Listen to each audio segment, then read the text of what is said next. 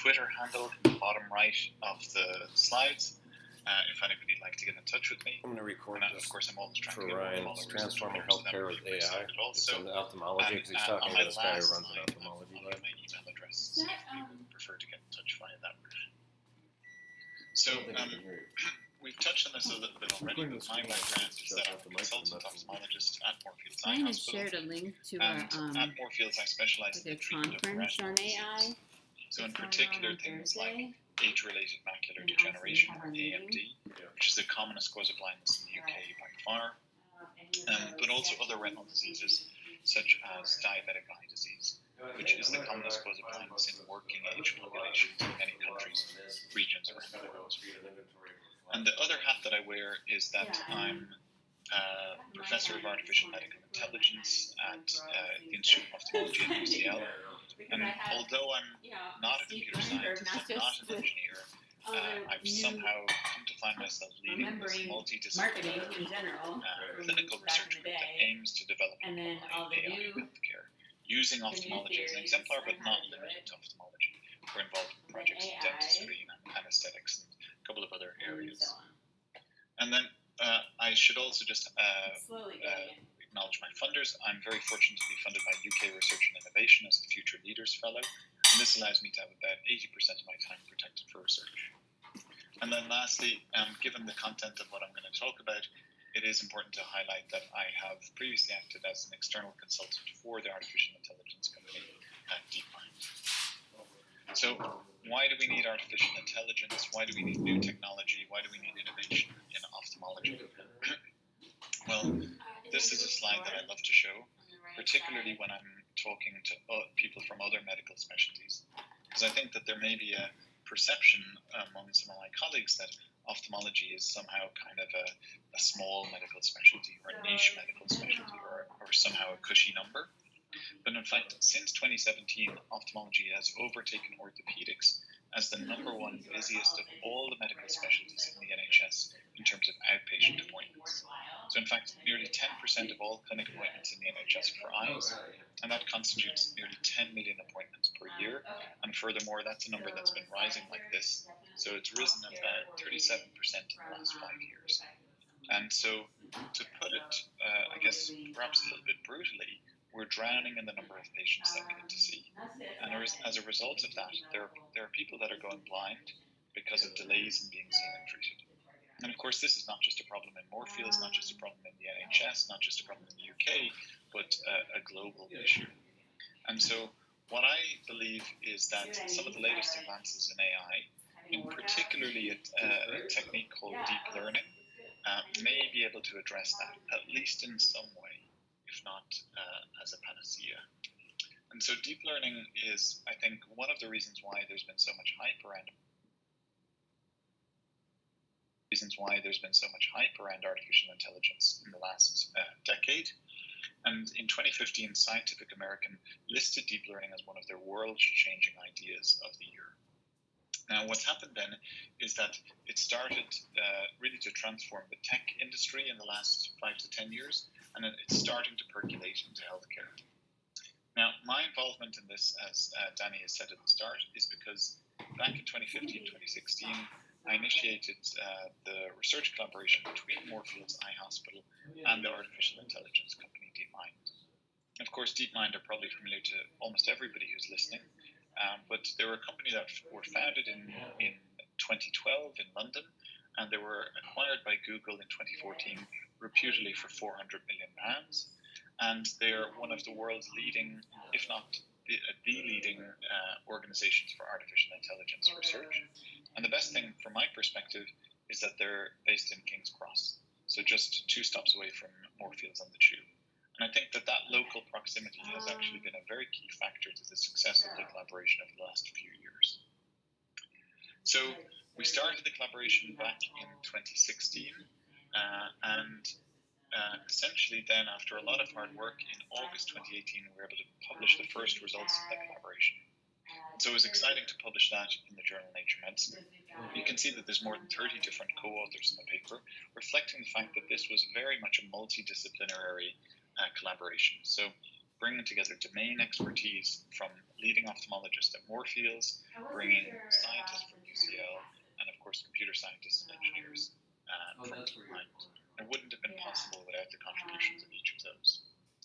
Now, it was also exciting that it was featured in the cover of Nature Medicine.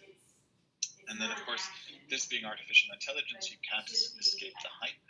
And so it was cool to get a lot of media attention. Now, I'm highlighting this and acknowledging that this was exciting to get, because the fact of the matter is that I published a lot of papers before this, and a lot of papers that I put my heart and soul into, but probably were read by less than 5 people. And so it's really nice to get this kind of attention paid to your research. On the flip side, though, the fact is it's a little bit awkward, because hype aside, the fact is we have not saved the sight of millions of people. In fact, we have not yet saved the sight of even one person with this algorithm, and this algorithm is not yet up and running in real life. And so I particularly wanted to tell you a little bit more about where we're going with this and the progress to date, given the theme of the meeting tonight. Before I do, let me just show you the algorithm in action. So it works on these scans called OCT scans, optical coherence tomography scans. They're a little bit like ultrasounds of the eye, but they measure light waves instead of sound waves. They give very, very high resolution images. So an order of magnitude higher resolution than an MRI or a CT scan. And they've become the dominant imaging modality in ophthalmology. Now, if you look at the bottom row here, we take a raw OCT volume scan, we feed it into the first of 2 neural networks. The first neural network is a segmentation network, and we've trained it to basically delineate between 10 and 15 different anatomic parameters on the OCT scan. You can see those listed in the bottom right. And then that feeds into a second neural network, which is a classification network. You can see the outputs of that on the top left. And so in this case, it makes a referral suggestion, so semi-urgent referral to see an ophthalmologist or a retina specialist, and it gives a diagnosis probability. In this case, macular retinal edema, 98.5%. I think in this case, you don't have to be an ophthalmologist to see that this is a patient with diabetic macular edema, so waterlogging of the retina. So where are we now in 2021, 3 years on from that original publication? Well, I thought I might tell you a little anecdote relating to a guy called Ken Cukier. And Ken is a friend of mine who's a senior editor at The Economist magazine and has written some seminal books such as Big Data, Framers. And in March of this year, he developed vision loss in his left eye. And he rang me up on a Saturday and said, in a panic, what should I do? And so I was able to direct him to go into Moorfields, able to make sure that he was looked after okay by some of my colleagues.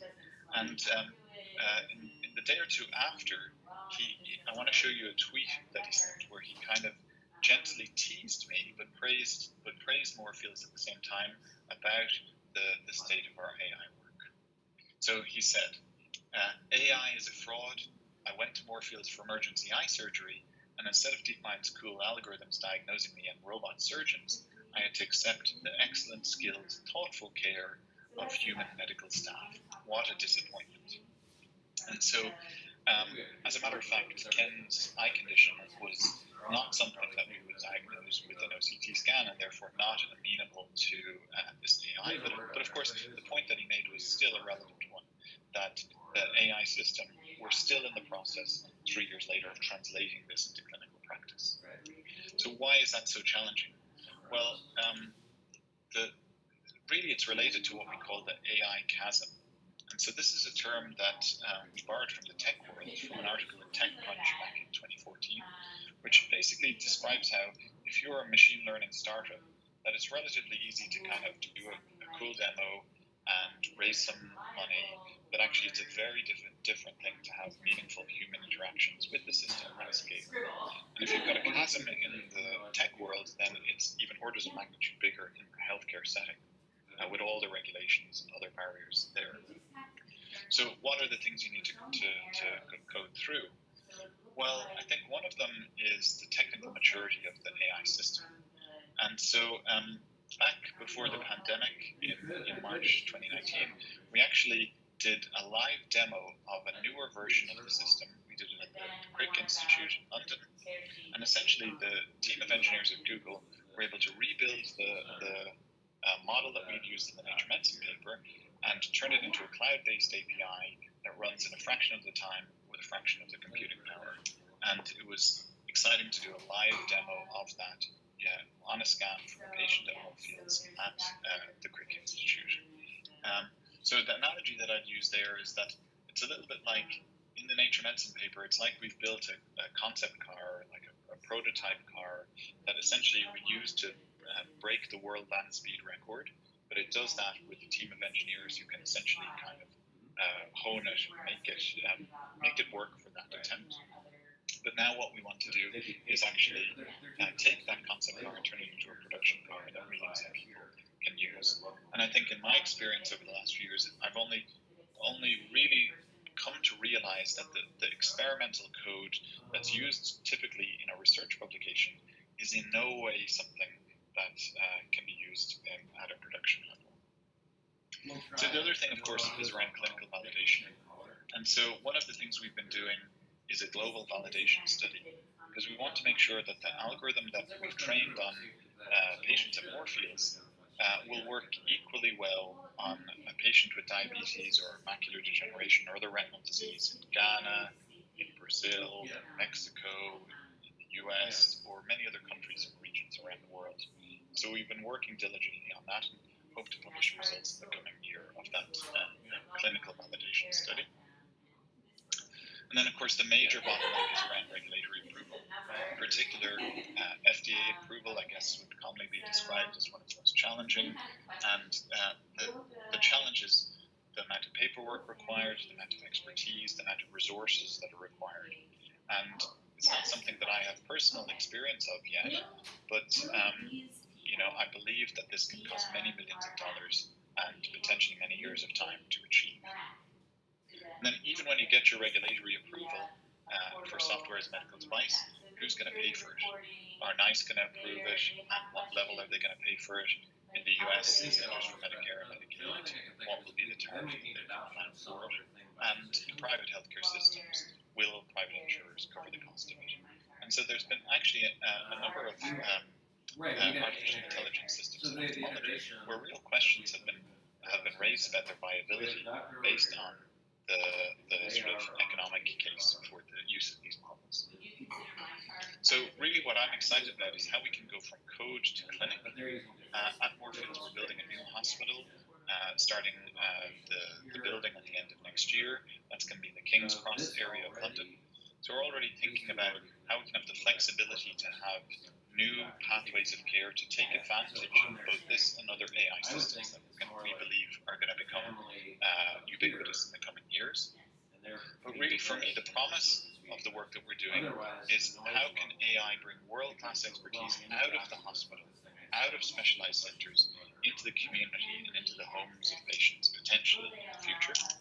And I think that there's a real opportunity there because of the way eye care is set up in the UK. So we now, in the last couple of years, have had the rollout of OCT scans across all of the major optometry chains. So we had Specsavers, who may have seen the advertisements, Costco, and a number of the other chains, independent optometrists. So it's very common now that people will have an OCT scan every time they go and get their glasses checked. And so there really is this unique opportunity to be able to diagnose and manage patients in the community using artificial intelligence, if we can get it right. So just to finish up then, I think just in this short presentation that I've begun to convey to you that I think that artificial intelligence has the potential to reinvent the eye examination for the 21st century. And then lastly, as promised, that's my email address. Thank you very much.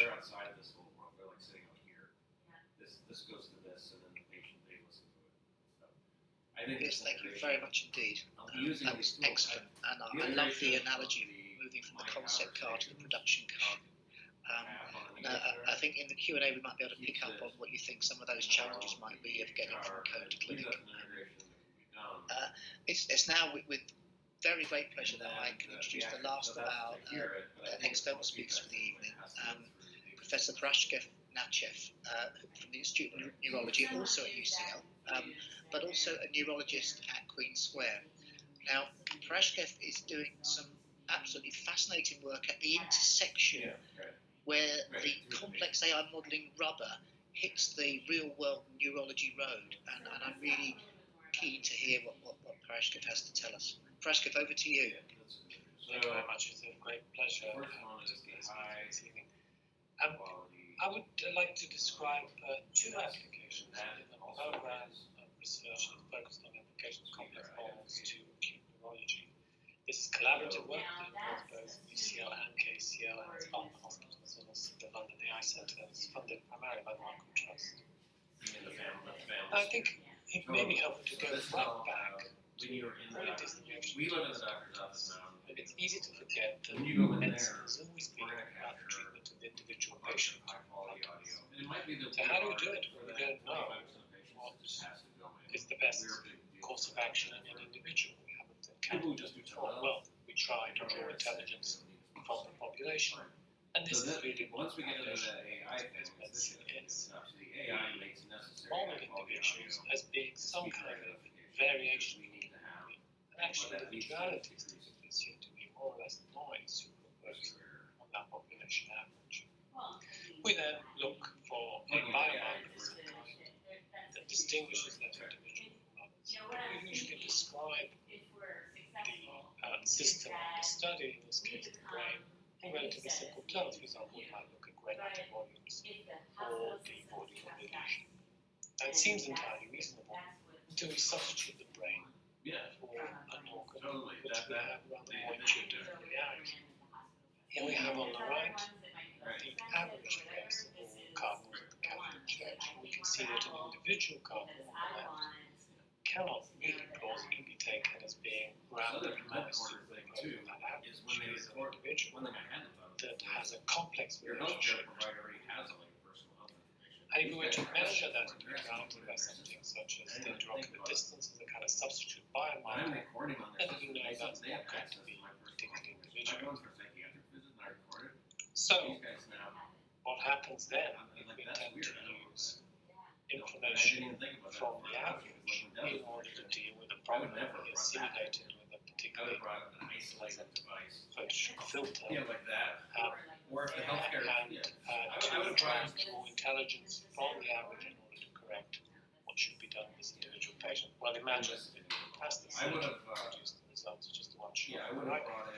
Looks catastrophic. And yet, that is what is implied by the current approach to evidence-based medicine. Average out individuality. We try to use statistical techniques that allow us to draw inferences in this very low dimension in order to make predictions about what's best for each individual. But it's clearly not sufficiently individuated. What we need instead is to relate each individual to the neighborhood of patients that are like him or her.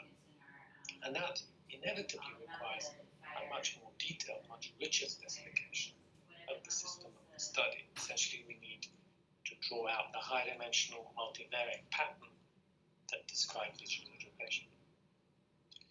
So, the conclusion of all of this is that complex modeling, which is the term that I prefer to use for AI, perhaps it's rather more general, is that its value is humanizing what we have already mechanical through evidence-based medicine, through the insistence of using simple rules to make objective guidance of clinical care. And that actually is potentially much more mechanizing human expertise than replacing human beings with machines. And the conclusion is that it makes intelligence actually less important. This is a way of making our approach to the patient much more like what it should always have been. This means it's not really an optional luxury, but really it is what medicine should really be about.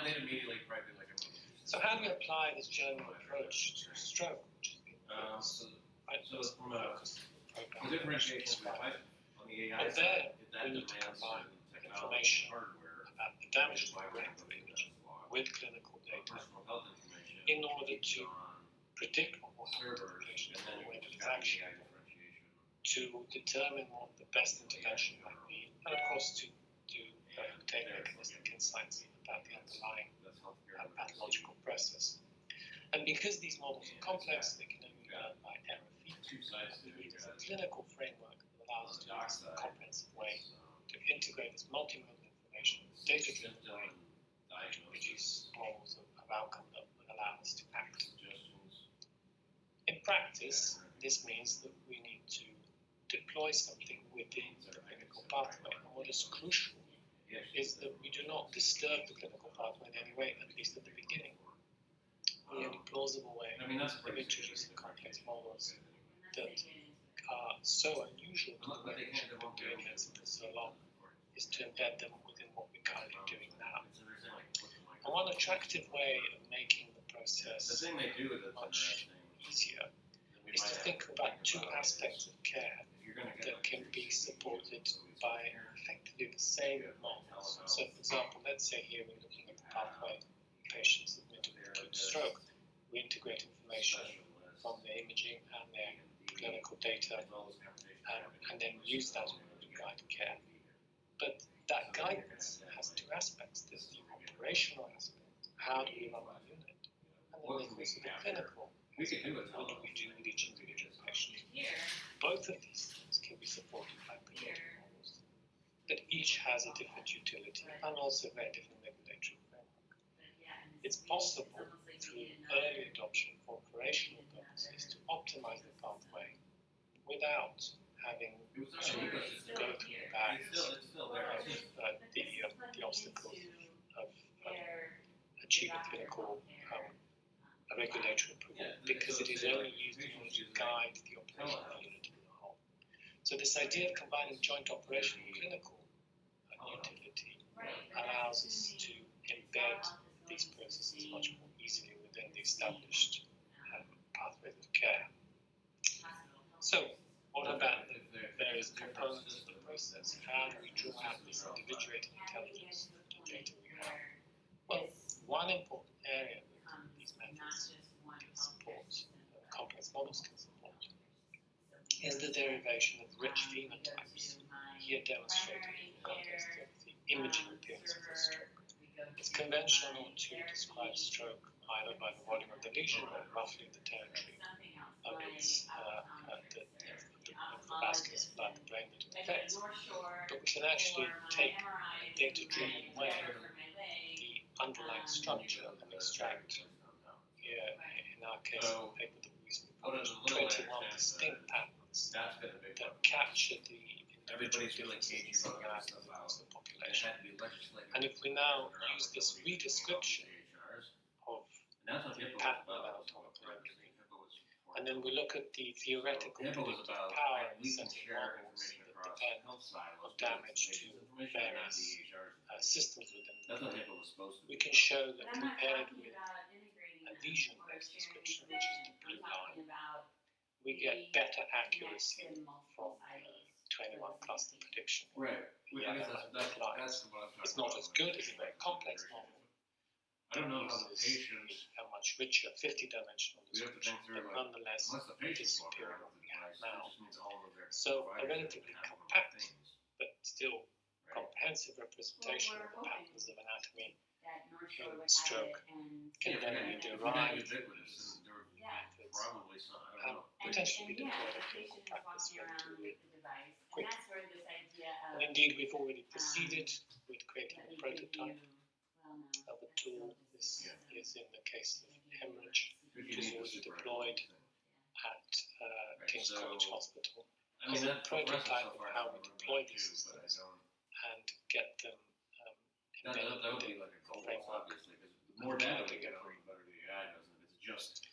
I want to move on to another aspect of patients with stroke. That's an aspect of anyone with a neurological disorder. It's easy to think about prioritizing, describing with sufficient fidelity the appearance of the brain. We're accustomed to doing analysis of imaging. But one of the striking things about the way in which we measure neurological patients is that we do not have any objective way of capturing behavior. If you think about it in medicine, we measure temperature, we measure pulse, blood pressure, etc. It seems absurd that we should be doing any of these things without without a quantitative approach. And yet, we do not have a formal way of capturing behavior. Can I just, unfortunately your slide has dropped. Would you mind just closing it down and rebooting it, and then I can cue the content up again? Apologies. Sure, let me try again. But think about it, I have Northwestern Memorial Hospital. Sorry, what point did you lose me? And then I would have Just lost you at the card. At the... So if you keep going. So keep going. So if I go to Northwestern for one thing, I go to Cleveland Clinic for another. Yeah, They can there, that's where we... So that means that information that might be a bit too far back. That's fine. Advance where you need to. Yes, And so that I'm would terribly have to sorry. somehow I come didn't together. notice that you lost me. So, well, I was moving on to describing the system that we recently developed for parameterizing Well, that's fine, because we would be able to go, they're going to be inside their sphere, they can all patients the with information about technological patients. disorders. Indeed, any patient with behavioral disturbance might be present. So the problem there is that we have means of measuring physiological parameters of patients, but we do not have anything that captures behavior. There is no universal method for parameterizing behavior in a clinical setting at all. Is there a need for such a method? Well, surely we should be able to capture behavior in an objective way if we are to be able to quantifiably modify it or monitor it. And it's easy to imagine that we might want to be able to have methods for alerting us to onset subclinical changes. It would be valuable to monitor the dynamic behavior of the patient continuously. We need to be able to predict preventable events of various kinds. And it is important to be able to stratify the risk of various behavioral complications that essentially arises in the case of something like stroke and other acute neurological disorders. But it's actually a consideration across the whole events. Currently, this is always done manually. We do not have an automated system. And so we have to rely on manual means of doing it. Now, why hasn't it been done before? Why do we not have systems of this kind? Well, it's because body mechanisms do not provide an adequate representation of the movement of the body. Marker-based methods, such as the kind that are used, for example, in the cinema and the games industry, are impracticable in a clinical setting. And of course, video-based systems are not usable inside hospitals for clinical reasons.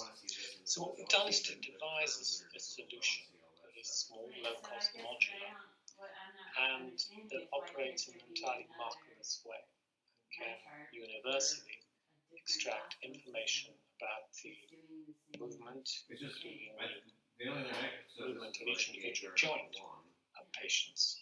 It does not involve any video storage or transmission, and it's able to capture not just the patient, but also any activity that is being done to the patient.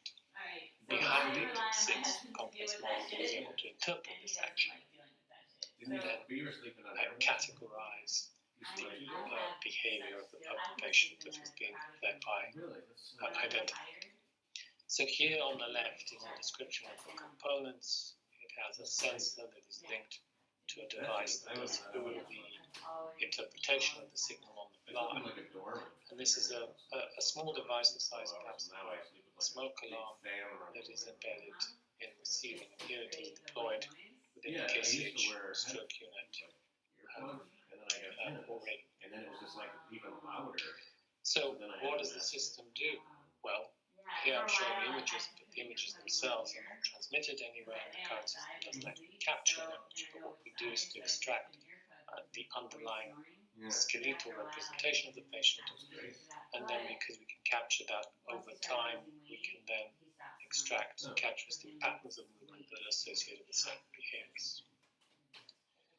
So I'm sorry if you missed some of the slides there, but I would like to conclude by saying that if we think quite carefully about where the distinctive strengths of AI lie, complex modeling lie, it is actually doing what we know we should always have been doing, which is to focus our attention on how we do what is best for each individual patient. And that Far Okay, so from we each are two. being So an what innovation my that concern actually is here turned our is, medicine if we really do this, but they do allow us to do it in an objective and reproducible way. here, Essentially, to combine the benefits of intuitiveness password, all the credentials of our to get into practice this, with there's the same thing rigor and here. objectivity of evidence-based medicine Right? So if there's a as it username has and been done in password the two. here to get into this. Right, So I should stop those, there. Thank you very they much. have stuff in both places, but how do you create a unified login to say, okay, this is patient 123 here, and it's 456 here? Klaska, thank you very much for that. And apologies to the audience that we had those technical difficulties earlier on.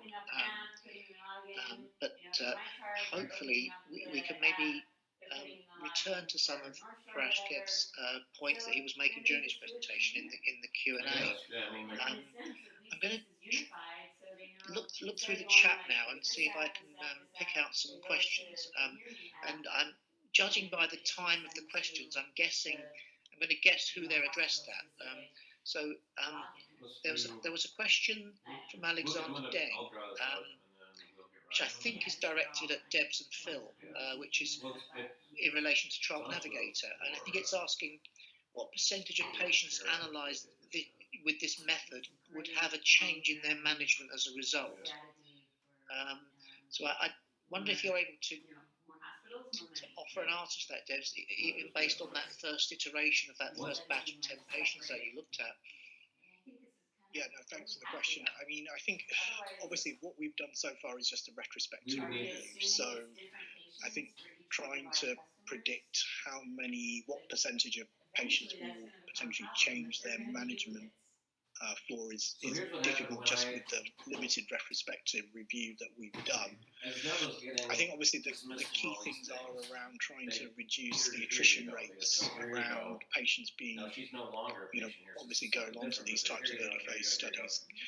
The attrition rates historically have been 20 to 30%, and that's partly because of the length of time it takes from a patient being referred to the patient then being enrolled, as well as a lot of complexities around the eligibility criteria and so on. So I think what we hope is that obviously as we are able to improve the efficiency of the process, that we're actually then able to reduce that attrition rate by reducing the amount of time that it takes for a patient to get onto a trial. All of these early phase clinical trials in cancer are done in patients with very advanced disease. They often have limited prognosis and life expectancy, and so that in part explains why we have these high attrition rates. So I think that probably will, and I responded to another question on Q&A just with regards to this. I think that aspect, I'm sure, will form a central part of the metrics that we need to evaluate within the prospective study that we obviously have planned. Thank you, Debs. Phil, would you like to add anything to that? I think probably the only other element to add is actually taking a little bit of a step back and even looking at it outside of the early phase world and across all phases of clinical trials. And aspirational at this point, but particularly looking at it at a national level, is that actually when we look at the individual patient, a lot of this is also about providing that patient with treatment options around clinical trials that may be outside of their current locale, that dependent upon individual clinicians they may see, they may or may not actually be aware of those trials that are being run. And I think this type of systematic approach potentially opens up options that previously were just unknown, purely from a case of siloed data as much as anything else. And this automated approach, when you start taking it more broadly, those impacts that can be made tend to get compounded. I think, can you hear me okay? Yeah.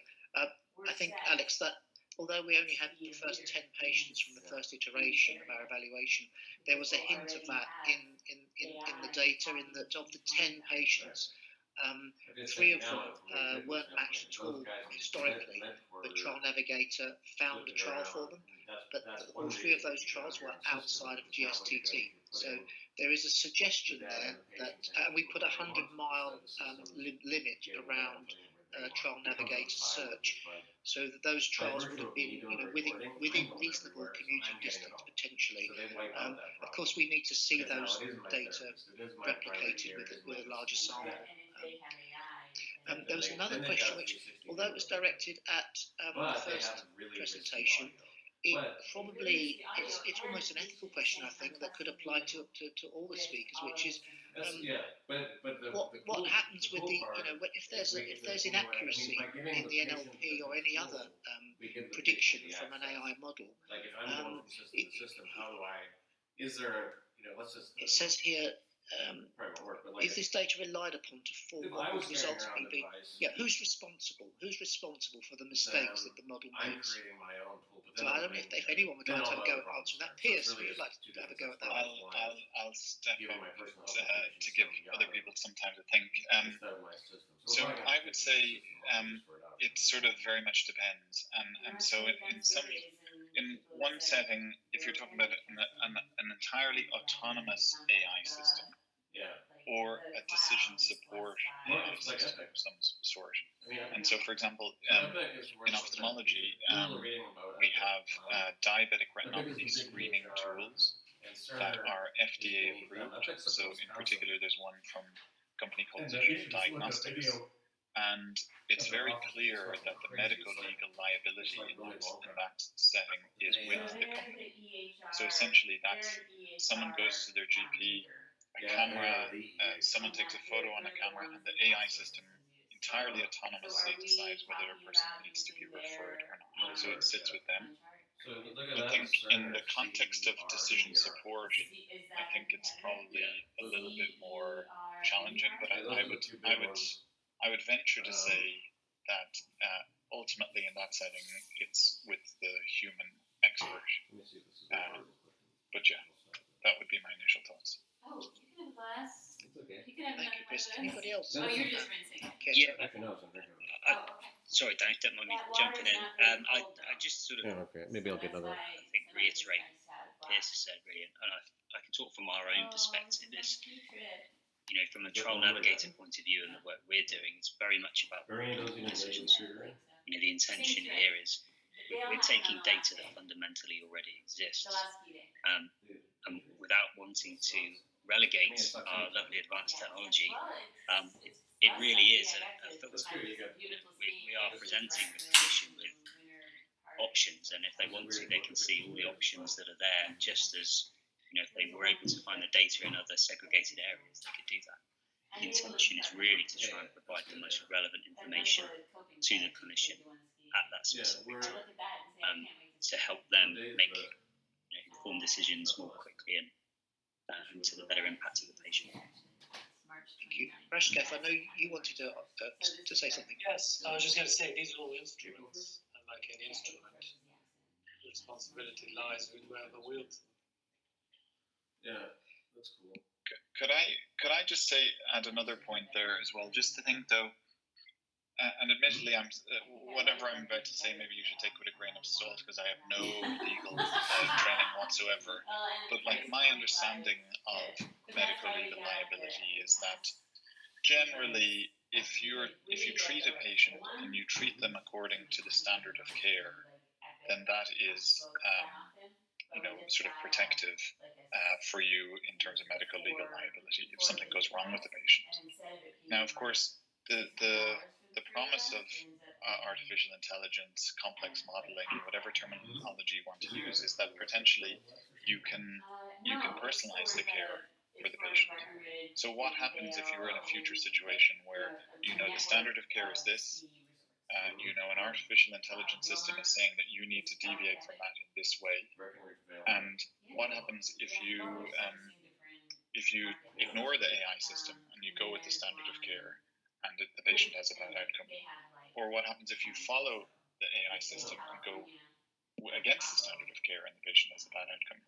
And I would suggest until these systems become more widely used and until our respective professional bodies can give us guidance about what to do in those situations, that there's still going to be a lot of uncertainty. There's a really cute area north in Wisconsin. Anybody care to pick up on that? Or? Yes, I would say that what we need to do is redefine the standard of care, because the problem is that the current standard in many cases is very poor. And one of the reasons it's poor is because it is just so generic. And we've seen that in the context of oncology, the correct description of a patient with a tumor has to have an array of all sorts of elements that do with tumor genetics, with their home genotype, and so on. It's not possible to come up with something that can be inferred from a huge population. So you always have to depend on some kind of fairly complex model that integrates all that information together. And we just need to persuade the regulators and actually the professionals that we do need to move away from these very crude population-based models and focus on the neighborhood of individual patients, because that is what we're obliged to do by the very nature of our task. Would you do me a favor Thank and you. walk up to our big room? I'll pick another question that I think was directed at the first presentation, and then I'll try and move down a bit. There was a question here, I think, about your future plans, Debs, for a prospective validation of Trial Navigator.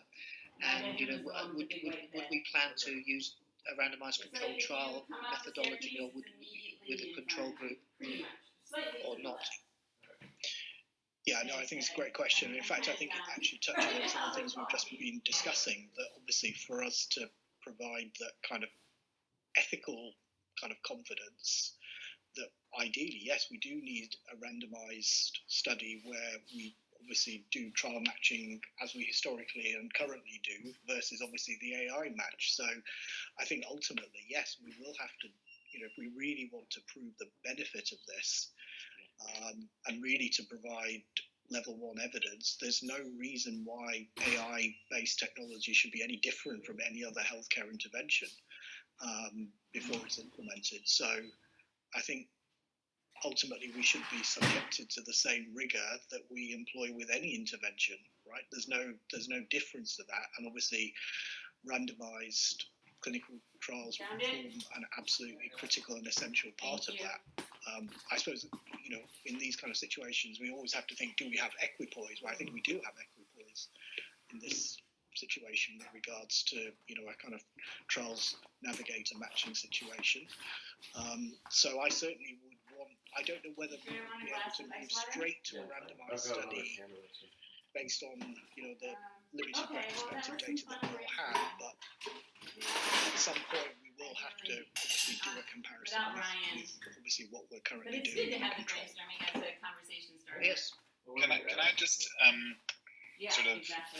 open some kind of questions about that, which I don't know the answers to, but just to say, like, on the example that I said earlier, let's circle back to about diabetic retinopathy, that company, Digital Diagnostics, talk me they were about able to get our FDA approval, spheres that the we're first going ever to autonomous AI target system, with a at prospective some point. study with 900 patients that were enrolled.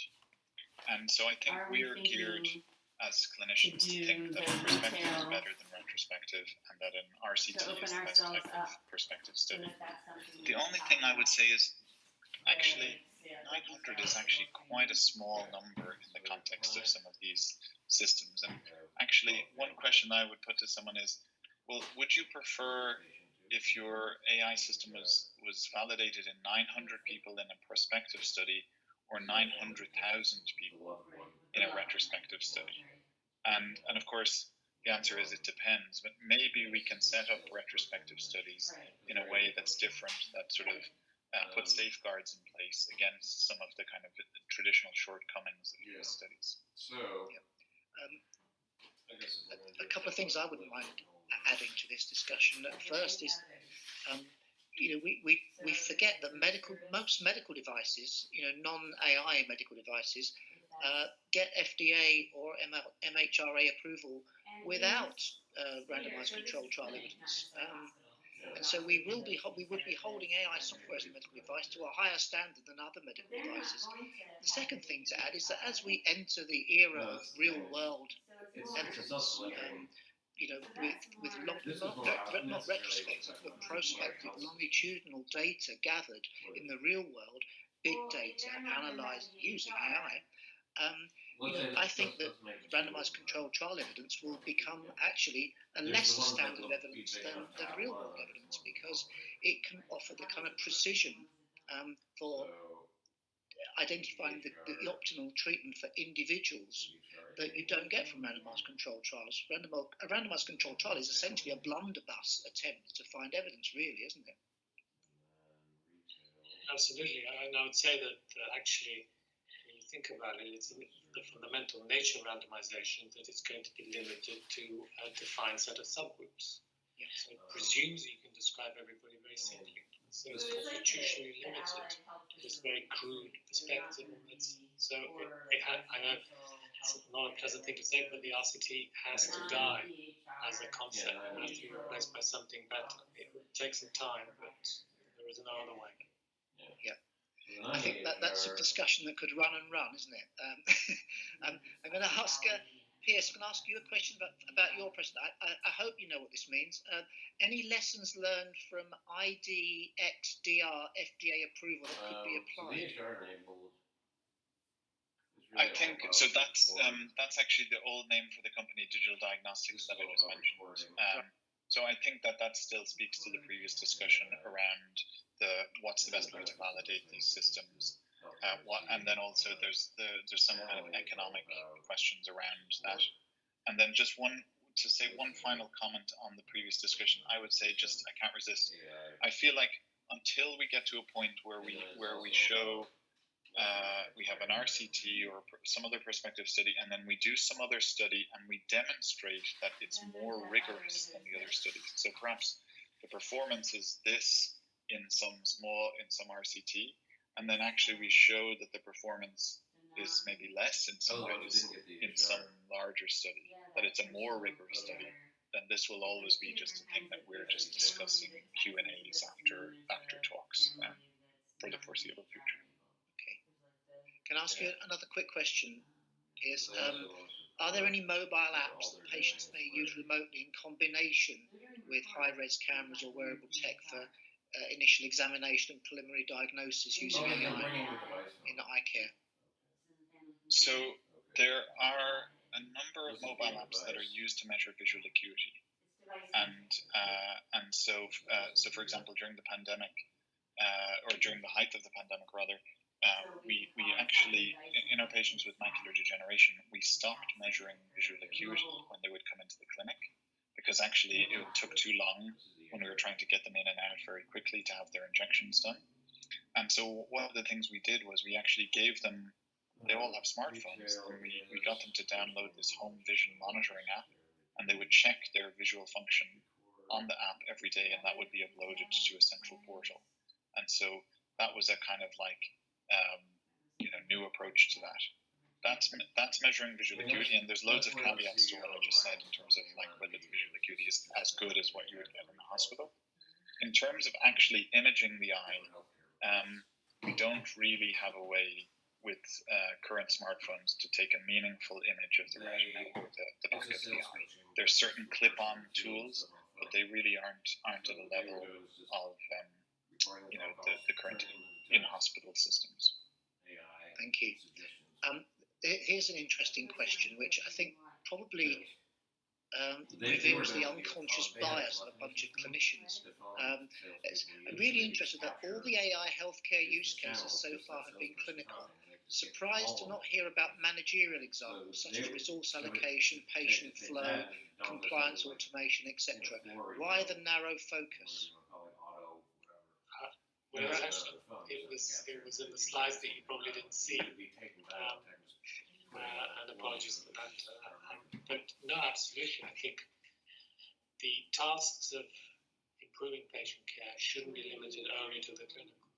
If, for example, in stroke, actually it matters how quickly you take the patient to the scanner, so the quality of the portrait is essential. I mean, this is a trivial example, but everything that is to do with the final delivery of care can be optimized, because actually most of the processes in most care pathways are complex enough to benefit. That's an interesting one. I don't know. I mean, I guess getting into prescriptions. So yes, what we should be doing is deploying these models across the entire set of tasks involved in care. In sales, you just don't need.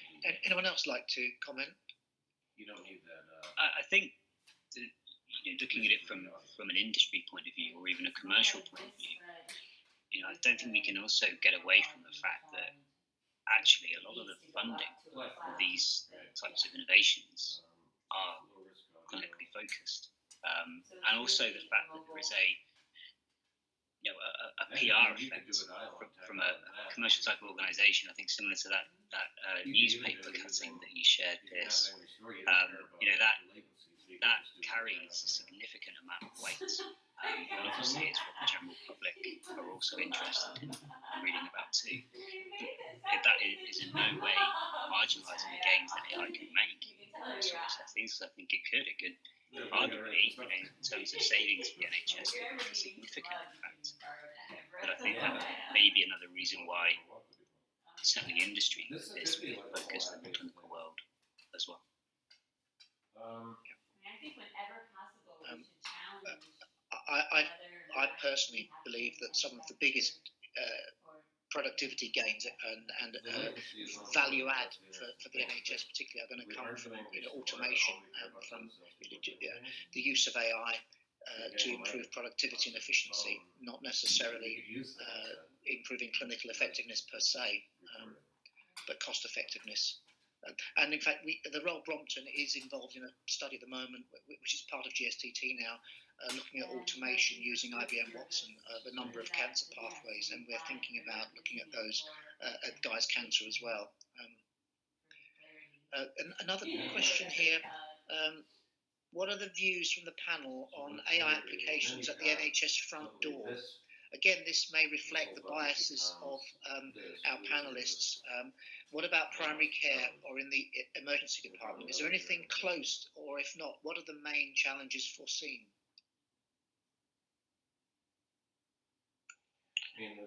Perhaps I think the earlier you are in the pathway, the less you know about the patient, and so the harder it is to deploy something that at this stage tends to be relatively focused. All of these instruments tend to be focused on a specific condition, and so someone has to do that initial triage. So I think that's part of the reason it's quite difficult to deploy them at source. But we've already heard from Piers that it's a matter of time before we can deploy systems of this kind in the high street. Within actually auxiliary primary care, as it were. So I think it will vary from one case to another. But it's harder always, I think, where you do not have sufficient guidance about the context, just because it's the front door. So we need to also get. This is important. Yeah, it is. Piers. So I'm not particularly involved in primary care, but I just wanted to flag one project that we're doing that I think is going to be super exciting in the coming years. So one of the things we've done is we've linked all the ophthalmic imaging at Moorfields with NHS Digital Hospital Episode Statistic Database, the HES database. So essentially, we now know every person who has had either retinal photographs done at Moorfields, who's gone on to have any cardiovascular or neurodegenerative events. And the numbers are pretty staggering because essentially we have, sort of 1 or 2 orders of magnitude more incident cases of Alzheimer's or stroke or multiple sclerosis than big studies such as UK Biobank. And what we're going to do is we're going to apply deep learning to the retinal photographs to try and predict the incidence of these conditions. Now, where I'm getting to is that potentially in the future, if you have retinal cameras in optometrists, maybe even in supermarkets or pharmacies or general practices in the future, you could potentially, from just a retinal photograph, say, is this a man or a woman, what age they are, what their BMI is, what their blood pressure is, whether they smoke or not. These are all things we think we can do now, actually. And then maybe we can also predict future development of a neurodegenerative disease or a cardiovascular condition. I think we're about to sort of run out of time. So if I just round up that question by making a personal prediction that I think in the next 5 to 10 years, we'll probably see AI-enabled self-diagnosis and self-management replace a huge chunk of primary care, and I'm prepared to place a bet on that. But can I take this final opportunity to thank our 4 speakers and our three presentations today. They've been fantastic. Apologies for some of the technical difficulties, but thank you for listening in, and thank you for the excellent questions. And we've got a third seminar coming up. We haven't got a date yet, but it's going to be somewhere around the 8th or 9th of December. Again, 6 p.m. And the topic for the third event is challenges on deploying AI on the front line. So we'll probably be picking up on some of these questions at that next event. Thank you very much indeed, speakers, and thank you very much, audience. Very interesting. And the only other